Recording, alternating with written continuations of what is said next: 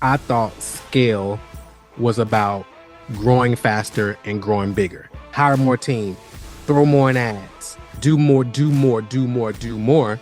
But in reality, what I found was that as we scaled and as we made more money, it actually cost us more money to make that money. Right. And Yeah. what I found was that we grew this big team, but it was just more overhead, more expense, more people to manage, leaders to lead, and they having more people to manage, and people just kind of getting lost in the sauce. So it's like, okay, what do I really want, and what's the most simplest, straightforward, lean way to actually go about doing this? Guys, welcome to the one and only Marquel Russell. Dude, what's going on, man? I am well, man. I am very, very well. How are you?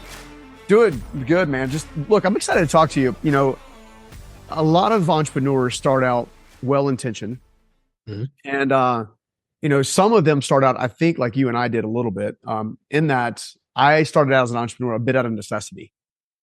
Like I grew up in a very difficult environment, and dropped out of high school to pay the bill, help my family pay the bills for a while, and literally been on my own since I was 17. And I know that's been part of your story. And kind of before we get into how you've built a very sizable company and been a very successful entrepreneur, I want the audience to have a little appreciation of kind of your backstory, where you come from, and kind of how you found your way to entrepreneurship. Yeah, so I feel like I didn't call it entrepreneurship, but I always kind of been an entrepreneur. I was the guy who was living in like apartment complexes. I was knocking on your door asking, "Can I take your trash out?" And then we moved to like communities or like neighborhoods and lawns. I was knocking on your door, "Hey, can I cut your grass?"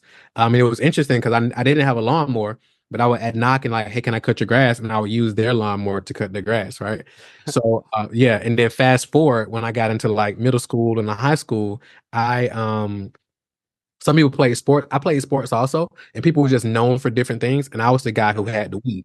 So I was like selling weed at school and so forth for Yeah. people who smoke weed and they couldn't like go to certain areas to get it. I could go in those areas and I get it and then bring it and sell it. And then I actually high school, it sounds like you did as well. I dropped out in 10th grade.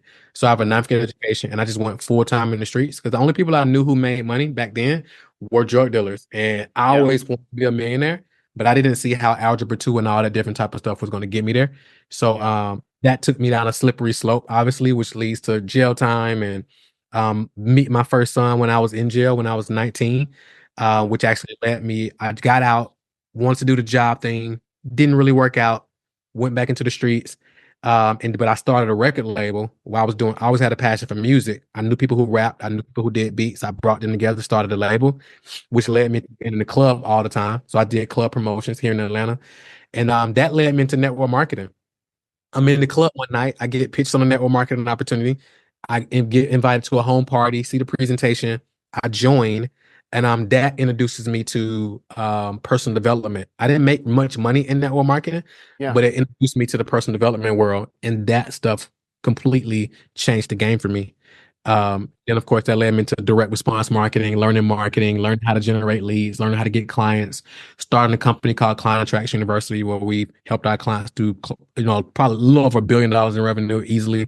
That company became an Inc. 5000 company. And then through that process, I figured out that just getting clients is just a small part of really growing and scaling the company. Yeah. Because when we was helping individuals grow, their business would implode essentially because they Yeah. didn't have infrastructure, they didn't have team, they didn't have systems.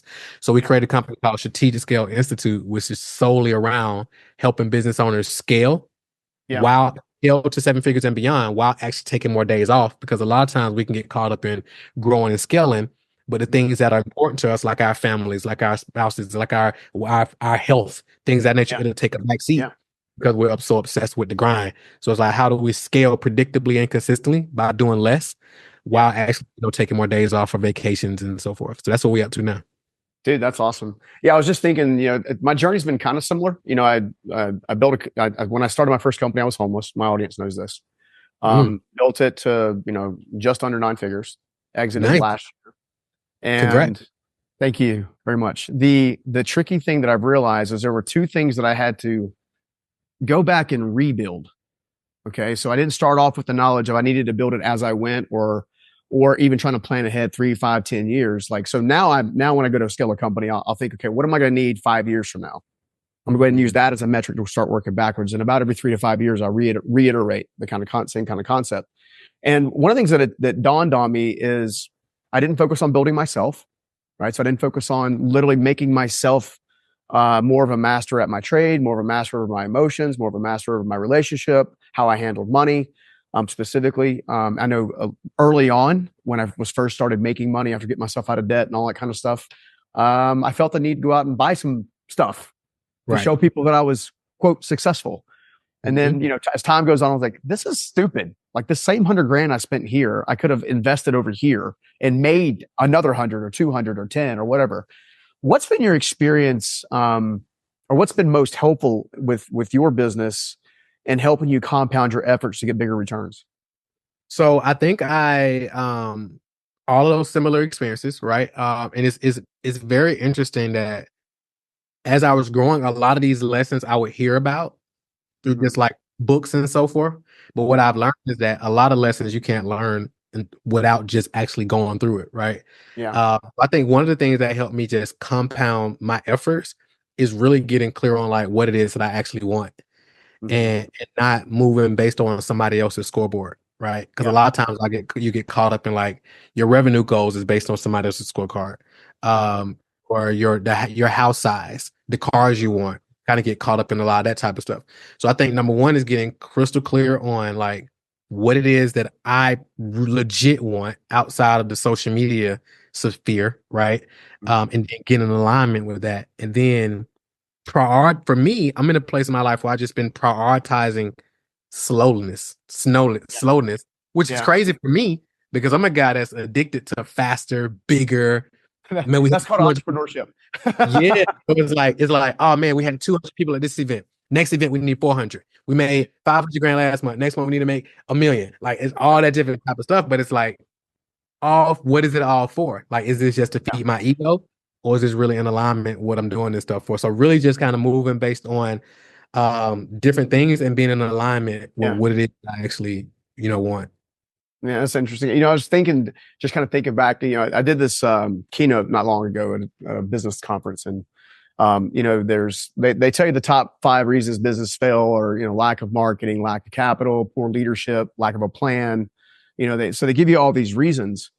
And when I go back and look at my entrepreneurial journey, right, I'm having to overcome myself numerous times, and I'm one of those guys that made enough mistakes with big zeros on them to make myself. I call it stupid with zeros or stupid tax.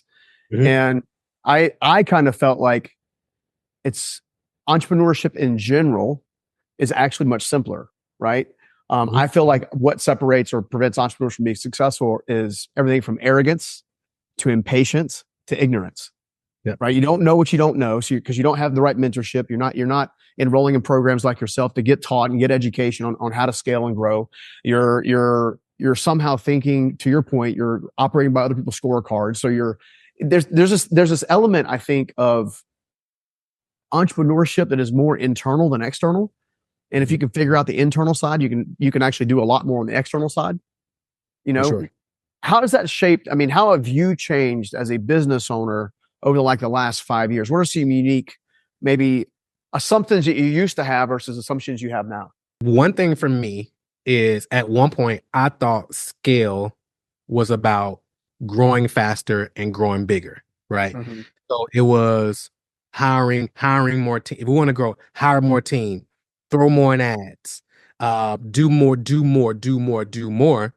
But in reality, what I found was that as we scale and as we made more money, it actually cost us more money to make that money. Yeah. So it was diminishing returns, right? So it was like, top line revenue is exciting, right? Yeah. But in reality, top line revenue can be a vanity metric in some, right?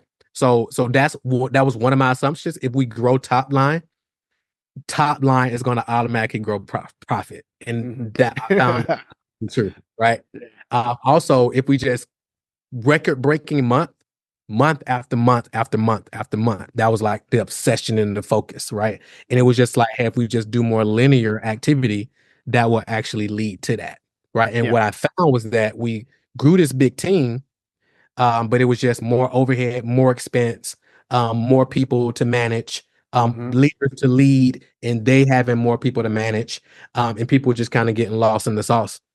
Yeah. And at in that same time, it's costing more and more and more money, and it's costing more and more time. And this freedom that I actually signed up for, Mhm. actually become less and less of a reality, and it was pulling me away from the things that mattered most, which was being like a present father, not just present in the house, but like Yeah. emotionally present, to my kids. So it's like, okay, what do I really want, and what's the most simplest, straightforward, lean way to actually go about doing this?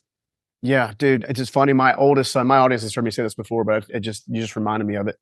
My oldest son asked me one time. He said, he goes, if there's one thing you can prove upon, you're an awesome dad. You've been an awesome husband. Like you've done all the things. You show up basically."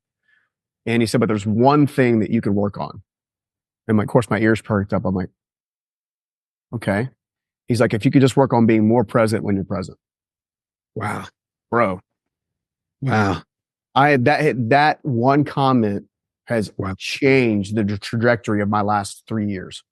Wow. Seriously. I mean, with this, with the new family kind of that I'm helping raise now, it's like super intentional with the kids, super intentional with my kids from prior, like super intentional.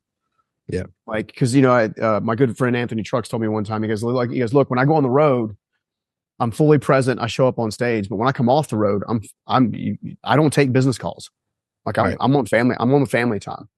And I think that is so profound because I think, to your point, us as entrepreneurs, we always think we should be further, faster. In fact, I haven't met a single entrepreneur yet, especially early stage, doesn't think they should be further along than they already are. I agree. Right.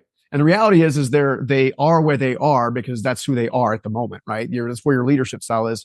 And, it's funny. I had an electrician come here to the house. I'm putting a new virtual studio that we used to have in a live event facility downstairs in the basement of the house so I can go ahead Nice. and launch our program and stuff.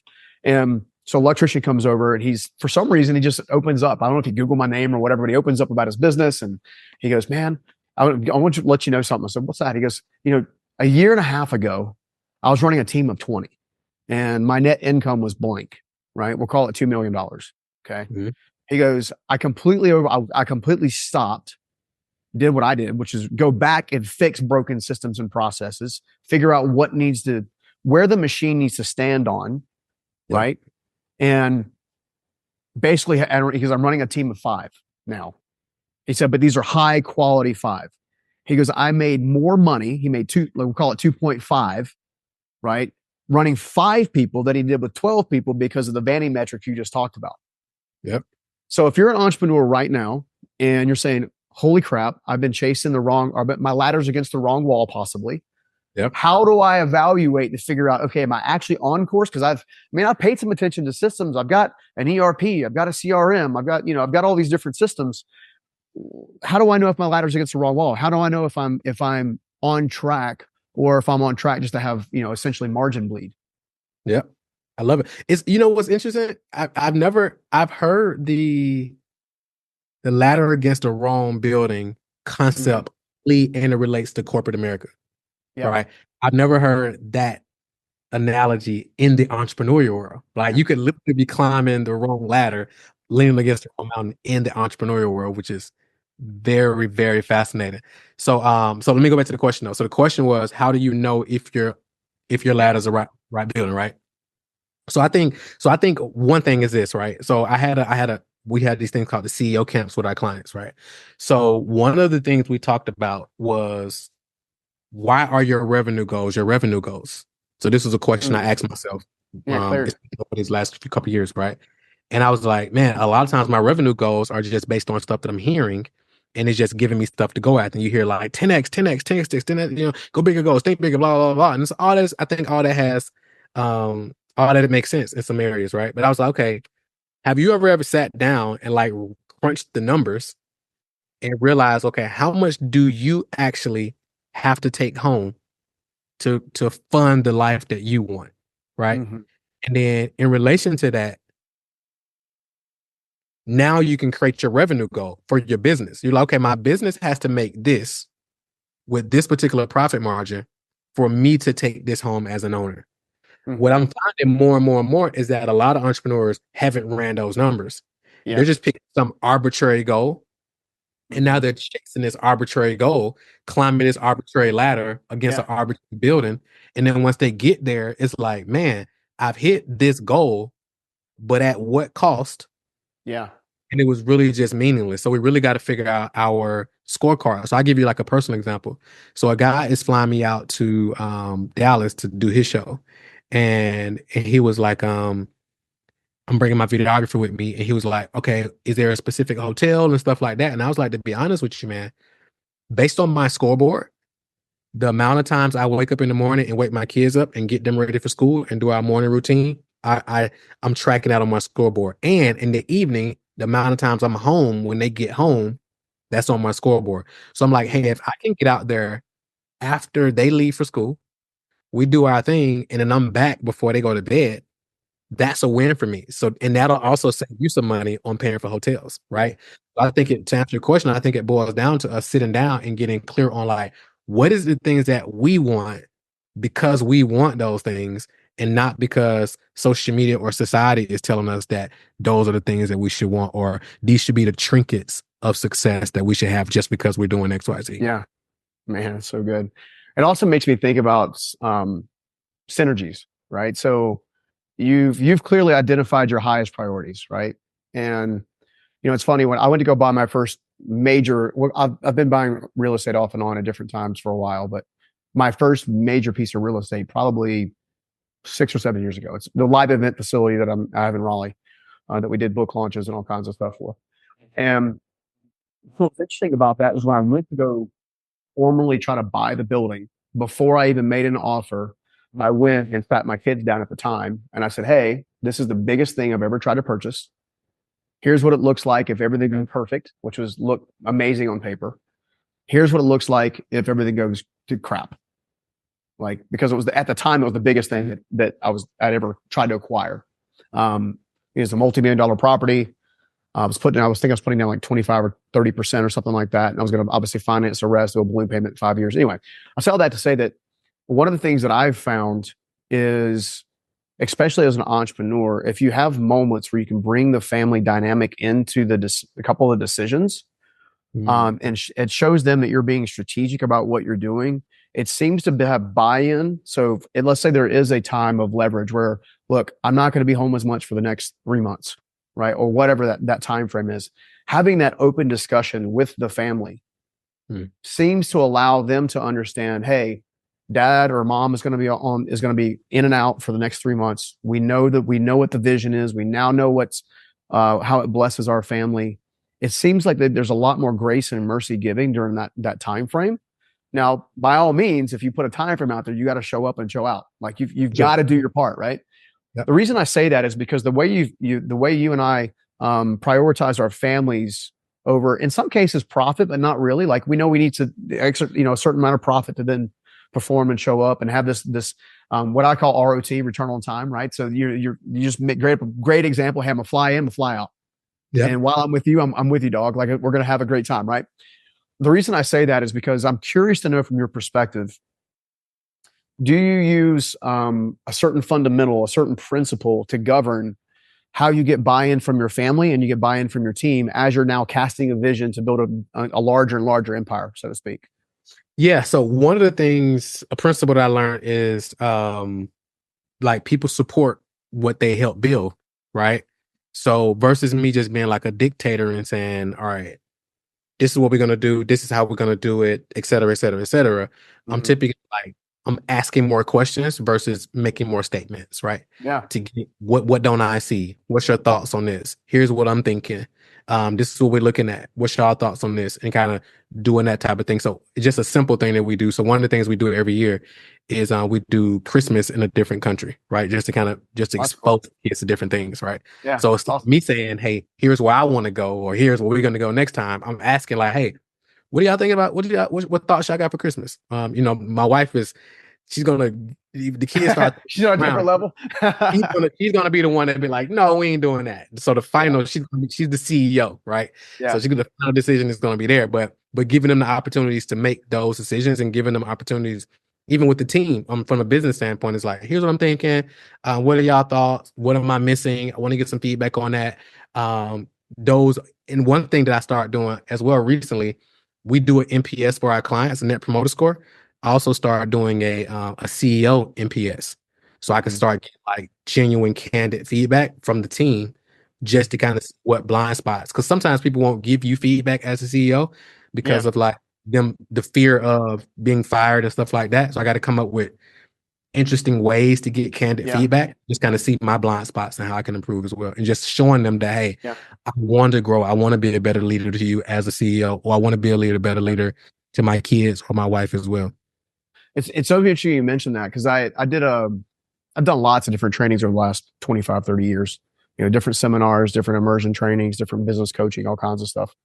And I think there's two things I want to kind of mention here. The first of which was one of my biggest takeaways was a CEO coming in and doing some training with us who had built a large organization that was bought in. Like they had a lot of momentum, tremendous amount of momentum. And when we asked him, he said, "Hey, what was the pivot point?" He goes, "The pivot point was when I had the courage to go sit down with my senior leadership team and ask them one question." I'm like, "Okay, what's that?" He goes, "How am I failing you as a leader?" Mm, And then he goes, and the harder part was to just shut up and listen, mm, you know? And so when you were talking about getting buy-in and using these unique ways to get anonymous feedback, those are very powerful tools too. Yeah, see the blind spot. Because if you're actually an entrepreneur and a leader that really wants to grow your business and your team and stuff like that, you're constantly working on yourself, yeah. constantly. What are like maybe the top two or three blind spots that you see with a lot of your CEO clients that you're trying to help scale their businesses and put the systems in place? What are like reoccurring themes? So I think one is this idea that so one big one is that a lot of times their identity as a person is tied to their identity as an entrepreneur or CEO, right? So if their business takes a hit, Mm-hmm. so the flip side of, if their business is killing it, their identity is tied to their business killing it. But Yeah. if their business goes to like a down season, like through a cycle, Mm. their identity takes a hit Yeah. because their identity was tied into the success of the business. So Yeah. then when their identity takes a hit, it'll then spill over to how they show up as a parent, how they show up as a spouse. And they could be winning in all those areas, but they're over indexed. And I learned this in therapy, right? They over index as an entrepreneur and as a CEO in their role there. If they take a hit there, it spills into the other areas, right? Man, that's so good. Yeah. Yeah. Yeah.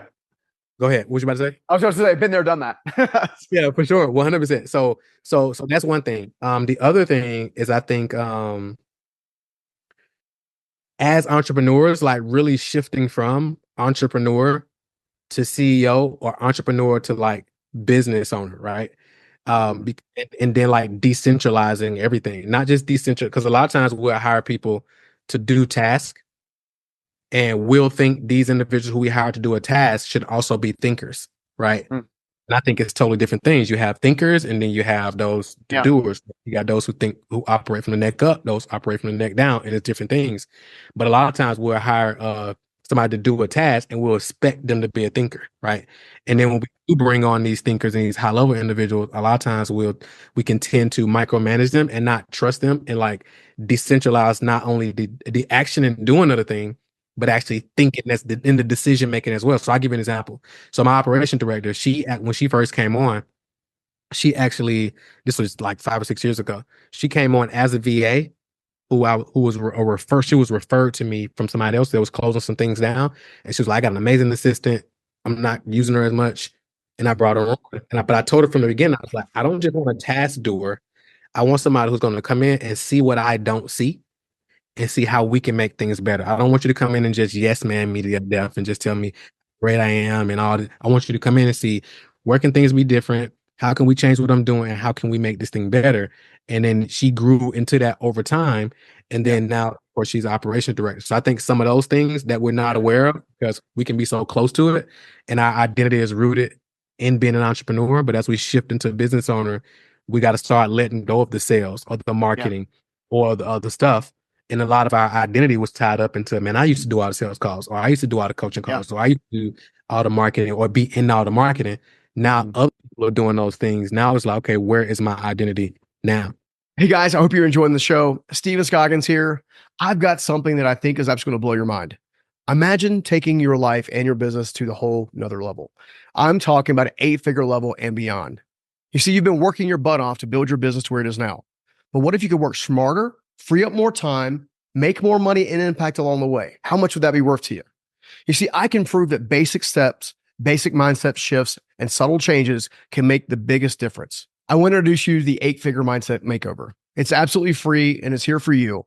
It's a powerful summary of my top strategies that help propel me from the streets, if you will, to upwards of 9 figures and quote unquote success as we like to chase it. This is more than just tips though. It's a complete mindset overhaul with simple hacks that you can apply today to begin working on your unprecedented heights in your own business.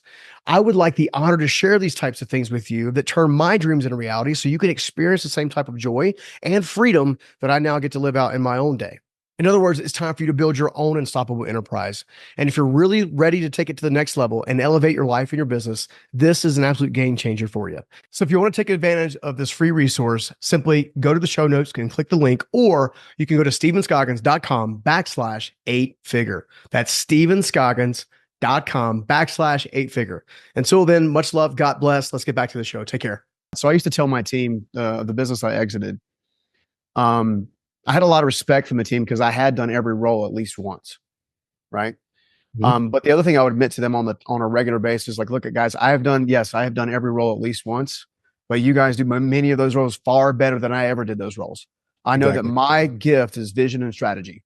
Those are the two things that if you let me run with it, I'll create a roadmap that we can follow. I'll grab the machete. I'll start chopping down the trees behind me, but I'm going to need somebody, coming in with a bulldozer, cleaning the road up, someone coming in, laying the asphalt, the curb and gutter, like putting all that stuff down so we Yeah. can actually kind of build a reliable roadway to where we want to go, Yeah. So I think that's so good. The other thing that made me think of too is a lot of times, and this is maybe this is a mistake. I'll kind of use it as a mistake or a learning lesson. When we go to hire teams or we go to hire people for roles, it seems like, at least for me, early days, I didn't put hardly any thought into what the role really should look like, what the KPIs would be, what the responsibilities are going to be with that role. And as a result, I've actually hired great people that could have done the role really well had I Yep. give them a better framework or something to follow. Yep. And that was a major roadblock for me in trying to scale my first company. Yep. Have you seen that as well? And if you have seen it, how did you overcome it? Yeah, I've experienced it and I've seen it over and over again. So oftentimes, so I was telling a client of mine, and I was basically like, hey, a bad system will break a good person, right? Mhm. Like, to your point, you can bring a good person into a bad system now, right? But if you got a great system, you can actually bring somebody into a great system who may not be as amazing, right? So Mhm. let's just say, for example, some people say it's this thing was like, I want a team of A players, and I don't think there's anything Yeah. wrong with it. However, if you got a great system, you can actually make a C or a B player, and A player that can perform just Yep. based on the system that you have in place, right? Yeah. So, and again, and then you become systems dependent versus people dependent as well. Because if you got all these A players and one of them leave, but your systems aren't tight, then you're screwed up. So I think 100% like having those systems in place where now you can actually bring somebody in, because a lot I've seen over and over and over again, business owners, they'll hire somebody and they expect this person they hire to come in and figure out the system. They're like, well, I hired them. They said they can do it. They should be able to figure it out. And I'm like, that's just flawed thinking. But a lot of times, like training a team is high leverage, but a lot Mhm. of times it doesn't look like immediate revenue. Yeah. So because it doesn't look like immediate revenue, some business owners will shy away from it and just focus on sales and marketing versus training and developing systems, because you got to slow down and speed it up a little bit. But when you slow down and speed up a little bit, now you can actually bring somebody in, and now you can actually get a ROI on this Yeah. hire a lot fast. So I give you an example. So I just did a deep dive with a gentleman. He has a duct cleaning company Mhm. and he wants to sell it. And he was looking at a specific hire, but he was like, I see why I could potentially make that higher. However, he was like, I don't see how it's going to generate more revenue in this particular moment. And I was like, well, you said you want to sell, right? And he was Long like, game, yeah, buddy. yeah. Yeah. I was like, this may not generate revenue right now, but it increase enterprise value because right now you're doing it. And if you're doing it, it's lessening the value of the company, right? So he was like, Yeah. huh. but it took that perspective to actually go from like, okay, yeah, this won't generate immediate revenue, but it's building enterprise value to where I'm looking to go long game, like you just said. Yeah. And as entrepreneurs, if it ain't sales and marketing, and a lot of the business gurus talk about just sales and marketing and Yeah. not the other stuff that really is going to make the business reliable, like you mentioned. Yeah. It makes me think. So one of the things I share with our audience and team, and I use a 5 driver approach to business. And essentially you look at these 5 drivers on a consistent basis, year over year, and you're constantly trying to optimize these 5 things, basically. The first driver is the ideation phase. That's the vision, the strategy, the core values, the roles, responsibilities, the team, like getting super clear on where it is you're trying to even go. You're starting to kind of lay out, okay, well, this is what this role would look like over here, right? And then you go from there to sales, right? So you've got to generate sales. What are you selling? How are you selling it? When are you selling it? So on and so forth. And then where I see a lot of businesses really struggle is in the fulfillment side. They to your point, they've been so focused on sales and marketing that they haven't been focused enough on excellence of delivery of product, good, or service. So and then that takes us to finance. Okay, well, now let's say you get those 3 optimized. Okay, you're making money, you're delivering on good products and service, but you don't know what you're doing with a P&L, a balance sheet, a cash flow statement. You don't know what you're doing. And so you have bleed, right? I was telling, in fact, I tell my leadership team all the time, they were adamant, like, we need to give pay raises. Like I'm talking about annual or merit increases. I'm talking like quarterly almost. Like I'm like, guys, that increases overhead.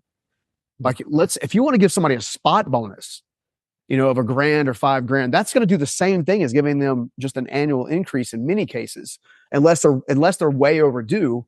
And I said, I also don't believe in giving increases just for breathing.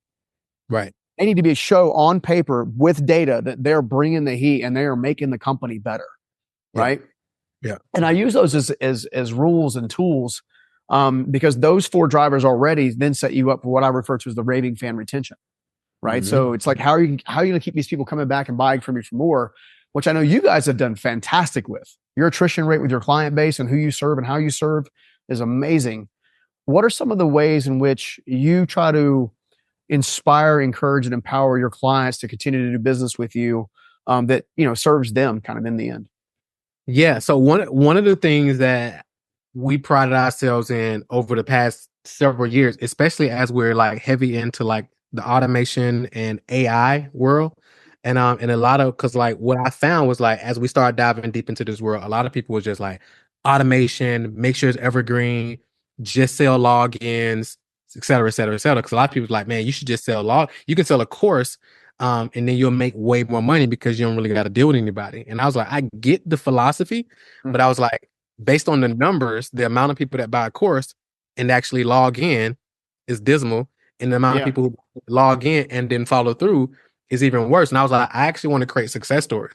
So one of the things that we did was we focused on extreme high touch, right? So everything that we do is high touch. So even if it's a free virtual event, they get a personal concierge who's like touching bases with them to make sure they're good and making sure they're getting the experience they want. When they come on as a client, one of the things we started doing, as soon as they come on as a client, regardless of who enrolled them, somebody's calling from the team like immediately, just a surprise call, like, hey, want to reach out to you, welcome, congratulations, et cetera, et cetera. Make sure you got access to everything that you need, and then making sure you're there, making sure you got a direct contact. Like this is the thing where we're going to give you access to something you figured out, but now it's like you came into an environment where you got your own advisory board basically, and we're hands on.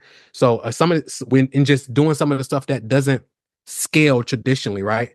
So I think it's one of the things is being a super high touch, because what we hear over and over and over again is people have bought tons of different things and gone through tons of different programs or whatever, but when they before they bought, it was super high touch. Like the follow up was crazy. Mm-hmm. When they bought, it was like they couldn't even get in touch with anybody for no reason. So just making sure that high touch is all the way through, and not just making it be hands off, and just letting the AI and the automation do the work. Man, gold. Gold. Yeah, it's and you guys are masters in the marketing world, and I'm curious to know what are some of the largest marketing mistakes you see people make, and then how would you encourage them to kind of change that up a little bit? Yeah, so 2 things. So one thing right off the top is, and again, this was a big mistake I had to learn as well, right? Because we were fantastic at lead generation, but I think the big mistake is prioritizing lead generation over lead maximization, right? Ooh. So we got this process called the predictable scale flywheel, and one of the pillars is called multi-dimensional marketing. So when it comes to multi-dimensional marketing, if somebody spends money on ads, the only thing they're looking at is what's their immediate ROAS, what's their immediate return on ad spend. Like they spent how much they make the same day. But a lot of times they discount how much they make 30 days from now, 60 days from now, 90 days from now, a year from now. What about those leads that came in who become a client next year, right? That's all profit. And then a lot of times they don't even have like follow-up sequences in place. They're not having multi-step processes. They're not using, because right now, especially with a lot of platforms going up, the trust issues that people have and all those different things, you literally have to take heed to this thing called the 7-11-4 rule, which Google put out there as well. And they talked about how prospects got to have, before they buy, they typically got to have 7 hours of some kind of content from you, which is why podcasts are fantastic long form platforms. Yeah. 7 hours of content, 11 different touch points in 4 different locations. So it's like when you generate this lead, how can you engineer that 7-11-4 in your process, whether that's retargeting ads, whether that's SMS, follow-up emails, Facebook groups, podcasts. How can you orchestrate that and make it not a whole bunch of disjointed activities, but how do you turn it into an ecosystem where it feeds each other? So now you can actually generate less leads, but you generate more revenue because you're maximizing those leads. And one of the things that most people won't do is every new lead that comes in, how fast are we actually picking up the phone and calling the lead? And people are like, calling the lead? Yeah. Can't you just have AI or something like that work? I'm like, yeah. However, by you picking up the phone and them saying it's a real human being, that immediately separates you from everybody else. So really, lead maximization over lead generation. I think that's the biggest marketing mistake. And then number 2 is a second one. Like we can, of course, go down a whole list on this, but another one is not being crystal clear about who you're looking to serve, right? And a lot of times I hear people say, well, that's going to leave money on the table. But in reality, by not leaving money on the table, you actually leave money on the table. So great marketing does 2 things. It actually attracts and it repels at the same time. So you want to be attracting those people who are for you, and you want to be repelling those people who aren't for you. And you're doing that literally at the same time. That's why it's called a funnel, where it's like, it looks like an upside down funnel, legit. People are becoming aware of you. Some of them are going to be interested. Some are going to engage, and then some are going to become a client. But you want to be filling that awareness bucket 24/7, 365. Man, people are going to love this episode, dude. I'm excited. I just I've been to a lot of conferences, right? Before we started doing live events of our own and stuff like that, and then helping thought leaders do live events. I used to go to conferences as often as I possibly could. There's just something about catching an idea, being immersed in an experience, all this kind of stuff. And lo and behold, one of the things that has come to my awareness over the last, I don't know, call it 2 years, maybe 3 years, is I pay attention when I'm actually doing business with whomever. I mean, I go to their landing page. I'm a skimmer, so I'll skim the essentially the copy that makes sense for me. I make a decision very quickly in many cases. And then once I make the decision, if it's a go, I actually pay attention. Okay, well, what was the aesthetic of the landing page? What was the next step in the funnel? Did I just go, I get a straight thank you? Was there a thank you and a surprise free gift that I could download? And to your point, the reason I bring this up is I just got through doing my first event with Patrick David. He just did the Vault conference literally last week. Had The Rock come and speak, which that was amazing. But I remember my middle son at the time. Well, I guess he's technically middle of the middle. The 11-year-old, he's got Crohn's, and I remember we were happening to go into the hospital so he could go in an infusion. So we're sitting there, and a social ad pops up.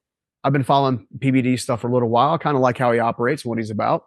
His stuff looked good. Copy was well written.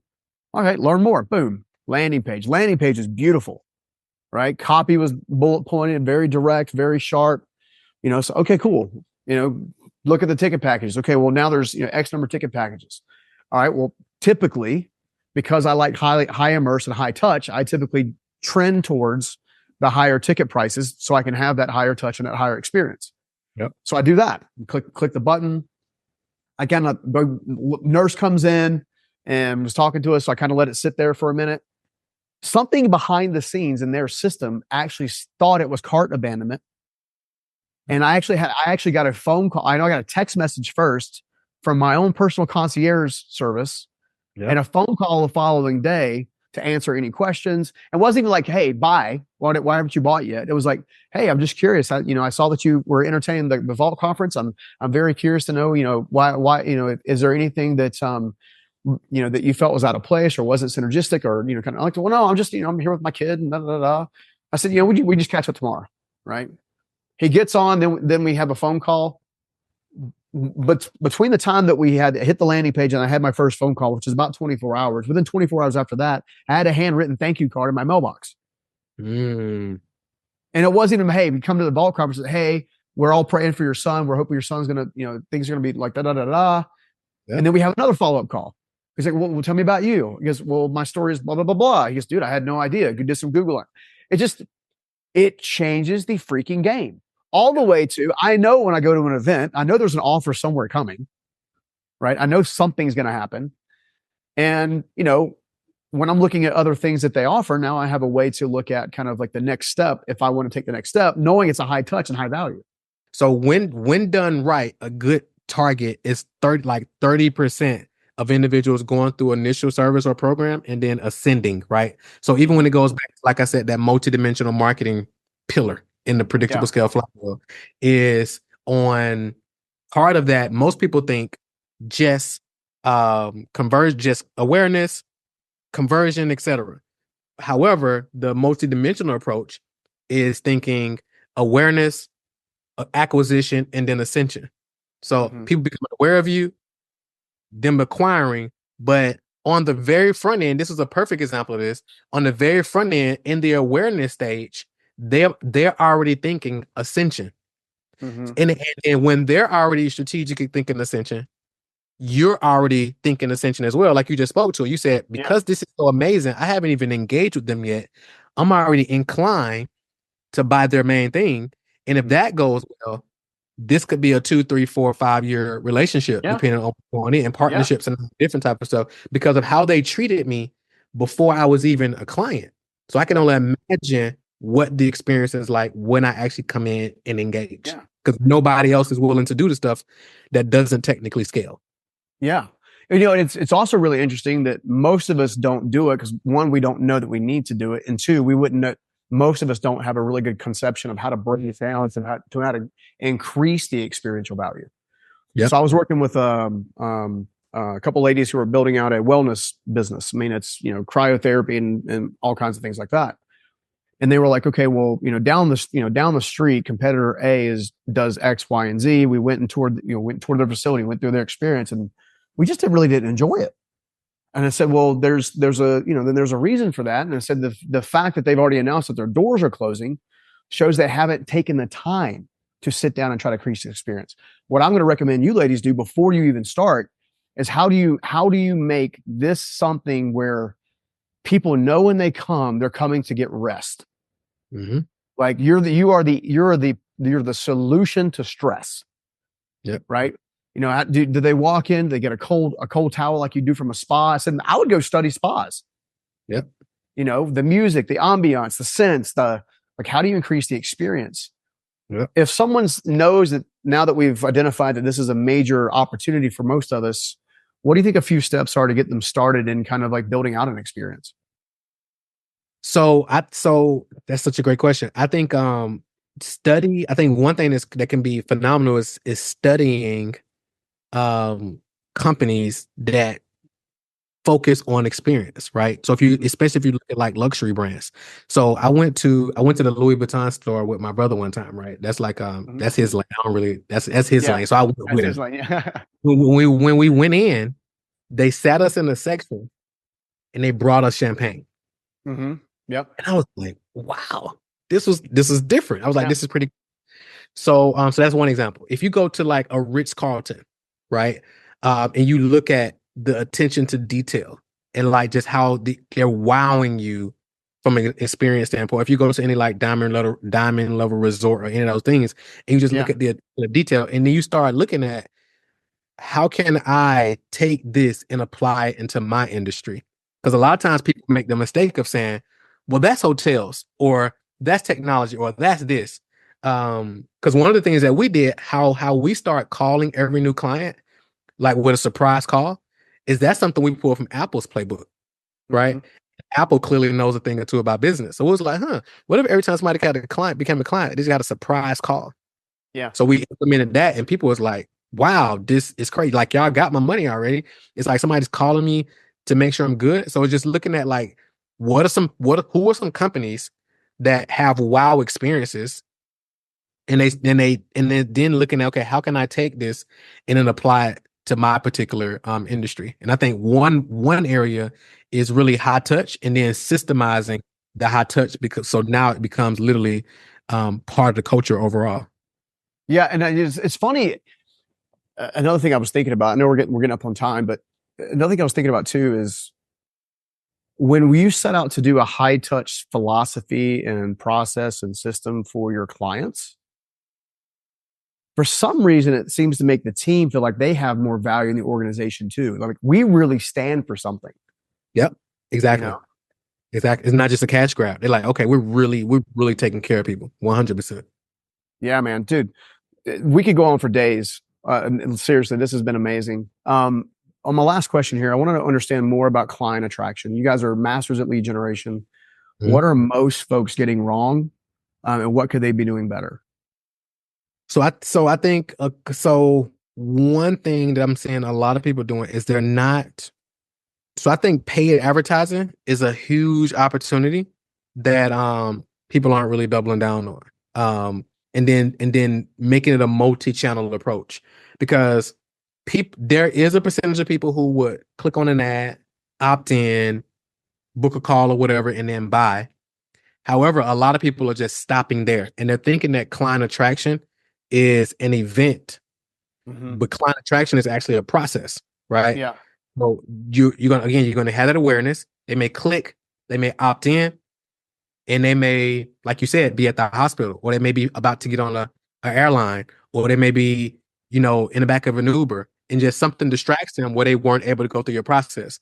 But like, what's your follow-up pieces do you have? Do you have email going out? Are you just dependent on email? Most people aren't going to open the emails, right? So do you have some text going out? Are you calling them like, hey, I saw that you opted in on this? Do you have some retargeting, in place? Do you have some multi-channel? So I think really from a paid advertising standpoint, Yeah. and also leveraging content, because sometimes people think it's all ads. Some people even said it's do ads, don't worry about content. Some people say, well, just do content, don't focus on ads. My belief is that you have a hybrid approach and you tie them together, because if you're doing content and ads, the content is going to make your ads more profitable. Because like literally, I had a buddy of mine, they tracked it. He was like, man, when we're doing content and running ads, our ads are 300% more profitable. But he was like, when we're just running ads, though, they're not as profitable. And the biggest thing is because when there's a lot of like charlatans out here, right? Mhm. Anybody can spend a couple bucks on the ad, but it's like when they see your ad, they want to be able to go to your social platform. Somebody might see your ad and not even click it. They may just go to Google and look you up, or they may just go to Instagram, or they may just click on your name and go over to your profile. And they want to be able to see a body of work that you have.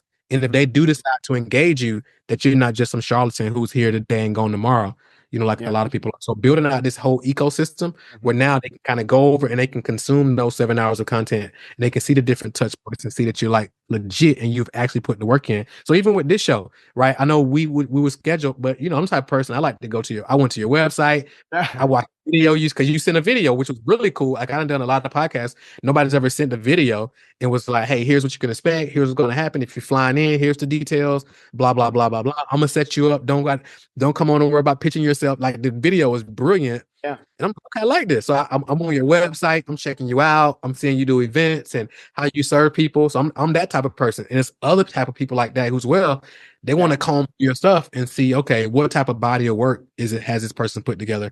Or are they just somebody who's read a book and now they call themselves an expert? Yeah, man, dude. Again, gold. You can come back on the show anytime you want, my friend, I'm for ready, sure. man. I'm ready. Let's do it. Let's One do of it. the things as we wrap up, and I think I want to encourage the audience to do is, I guess you can see the man knows his stuff. He's been helping a lot of folks with their businesses, not just for lead generation and marketing, all kinds of stuff, actually helping scale them. And that's where our synergies are. So I want to encourage you guys to go check them out. Where do you want everybody to go to learn more about everything you guys are doing currently? Yeah. So I put together a cool page. If you go to scalemadeeasy.com, just scale SEALE made MADE easy EASY.com. And we put together a ton of resources over there. So if it's marketing, sales, scaling, team building, whatever, we got all the resources over there that you can go dive into, free resource that you can dive into. And you and your team can go to work and start implementing this stuff, right? So go scalemadeeasy.com. You'll also see a link to, we got a show called the Strategic Scale Show, where we sit down with businesses that's making 250 to a million plus per year. And we're doing like real-time deep dives in their business. And you can actually take some insights away. You will have a link to that over there as well. So yeah, go to scalemadeeasy.com, get all those resources, and whatever your favorite social media platform is, let's connect there. Send me a DM, let's connect. I like to connect with real people. I check my DMs. But I think the first step is scalemadeeasy.com. I think you're going to get a ton of value from all the resources we got over there. Dude, brother, thank you again so much for coming on the show, man. I really appreciate you big time. Thank you for having me. Take it easy. I hope you liked that video. And if you did, make sure you check out this next video right here. I was super naive when I was growing and scaling my company. I had no idea what venture capital was. I had no idea that that was a thing. I didn't have a business background. So I didn't come at it with, this is how you do it, and I'll just follow the plan.